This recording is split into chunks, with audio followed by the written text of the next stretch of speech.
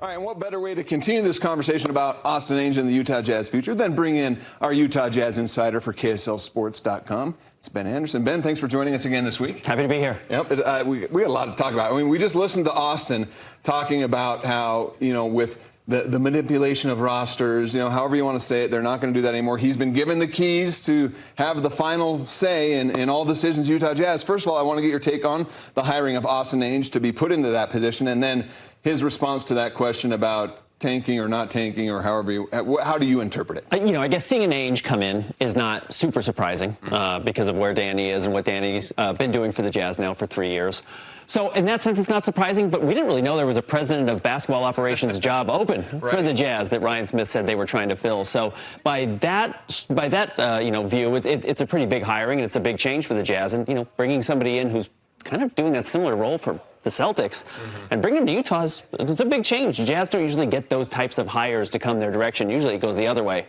So I think in that sense it's a big deal. As far as the tanking goes, I just don't think the Jazz had an appetite to repeat what happened last year. I don't think they liked how the players felt, how the coaching staff felt, certainly how the fans felt. I don't think the front office liked it. So I don't think they're saying they're going to win more games next year. Probably more than 17, but probably not a lot more than 25. But I just don't think they liked the way they had to go about it to get those 17 wins. So I think probably another high lottery pick again next season, but it's not going to feel the same way. Well, certainly he's going to have a lot of say in the decisions that are coming up here in the NBA draft later this month. The Jazz still on the board for 2 first-round draft picks. We talked a little bit about it last week, what they could potentially do here in the top 5. One name that I don't think would have popped up on the radar a month or so ago is the first one I think we want to talk about here, Con Knippel. Could he potentially be that 5th pick? Yeah, if he's still on the board. I think there's a chance he goes even higher than that. Con Knippel was certainly overshadowed at Duke by Cooper Flagg.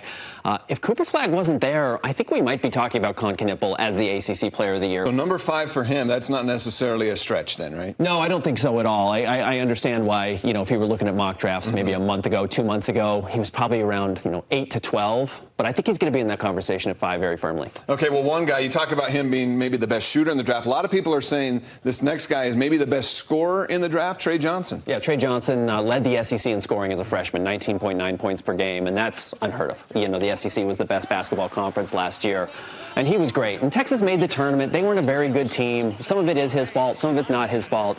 But when you look at the ability to make star shots, which is, off the dribble, step back threes, it doesn't matter if he's being defended very tightly or if he's coming off of a screen. The second that window opens, and it doesn't need a big window, the ball's going to go in. So he's a great shooter. If Con Knippel's not the best shooter, Trey Johnson certainly is. And in that sense, he would give the Jazz value. Where Con Knippel doesn't create his own shot off the dribble, Trey Johnson really does. And the Jazz have been overly reliant on Keontae George and Jordan Clarkson to do some of that.